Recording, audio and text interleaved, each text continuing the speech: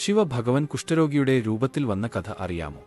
ഒരിക്കൽ ശ്രാവണമാസത്തിൽ ഭഗവാൻ ശിവനും പാർവതിദേവിയും കൈലാസ പർവ്വതത്തിൽ ഇരിക്കുകയായിരുന്നു. അപ്പോൾ പാർവതിദേവി ഭൂമിയിലേക്ക് നോക്കിയപ്പോൾ ചിലർ ശിവലിംഗത്തിൽ പാലഭിഷേകം ചെയ്യുന്നു, മറ്റു ചിലർ ജലം കൊണ്ട് അഭിഷേകം ചെയ്യുന്നു. അപ്പോൾ പാർവതിദേവി ഭഗവാനോട് ചോദിച്ചു, പ്രഭു, ഭൂമിയിലെ ഈ മനുഷ്യരെല്ലാം അങ്ങേക്ക് ഇത്രയധികം പാലും ജലവും മറ്റും അർപ്പിക്കുന്നുണ്ടല്ലോ, ഇതിന് അവർക്ക് എന്ത് ഫലമാണ് ലഭിക്കുക?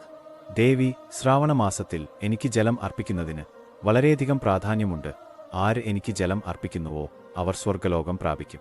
പ്രഭു, അപ്പോൾ ഈ ലക്ഷക്കണക്കിന് ആളുകൾ ജലം അർപ്പിക്കുന്നുണ്ടല്ലോ, ഇവർക്ക് എല്ലാവർക്കും സ്വർഗം ലഭിക്കുമോ?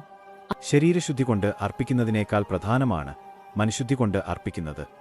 മനഃശുദ്ധി കൊണ്ട് അഭിഷേകം ചെയ്യുന്നത് എന്ന് എങ്ങനെ അറിയുവാൻ കഴിയും? അതിനുവേണ്ടി നമുക്ക് ഭൂമിയിലേക്ക് പോകാം. അവിടെ വെച്ച് ദേവിയുടെ സംശയം ഞാൻ തീർത്തു നൽകാം. അങ്ങനെ ഭഗവാൻ ശിവൻ ഒരു കുഷ്ഠരോഗിയുടെ രൂപം സ്വീകരിക്കുകയും പാർവതിദേവി ഒരു സുന്ദരിയായ സ്ത്രീയുടെ രൂപം ധരിക്കുകയും ചെയ്തു. അവർ രണ്ടുപേരും ഒരു ശിവക്ഷേത്രത്തിന്റെ പുറത്തു പോയിരുന്നു.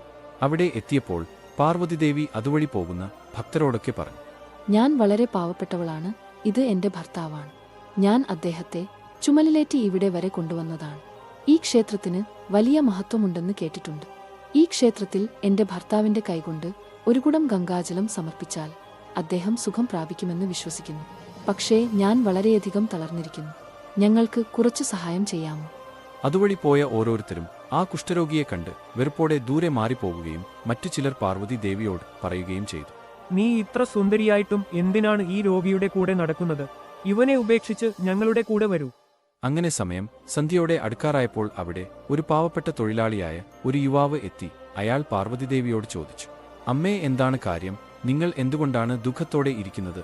പാർവതിദേവി തന്റെ കഥ മുഴുവൻ ആ യുവാവിനോട് പറഞ്ഞു. അപ്പോൾ അവൻ പറഞ്ഞു, ഗലീഗത്തിൽ സ്വന്തം ഭർത്താവിനെ ഇത്രയധികം ശുശ്രൂഷിക്കുന്ന ഒരു സ്ത്രീയെ ഞാൻ ആദ്യമായിട്ടാണ് കാണുന്നത്. ഞാൻ നിങ്ങളുടെ ഭർത്താവിനെ എന്റെ ചുമലിലെടുത്ത് ക്ഷേത്രത്തിൽ കൊണ്ടുപോയി ദർശനം നടത്താം, അതുപോലെ ജലം സമർപ്പിക്കുകയും ചെയ്യാം. അങ്ങനെ ആ നല്ലവനായ യുവാവ് കുഷ്ഠരോഗിയുടെ രൂപത്തിൽ ഇരുന്ന മഹാദേവനെ തന്റെ ചുമലിൽ എടുത്ത് ക്ഷേത്രത്തിൽ കൊണ്ടുപോയി ദർശനം നടത്തി. അങ്ങനെ എല്ലാം കഴിഞ്ഞ് ശിവഭഗവാൻ പാർവതിദേവിയോട് പറഞ്ഞു, ദേവി നോക്കൂ, ഈ ലക്ഷക്കണക്കിന് ആളുകളിൽ നിന്ന് മനഃശുദ്ധിയോടെ ജലം അർപ്പിച്ച ഈ യുവാവിനെ പോലുള്ളവരാണ് സ്വർഗം പ്രാപിക്കുക.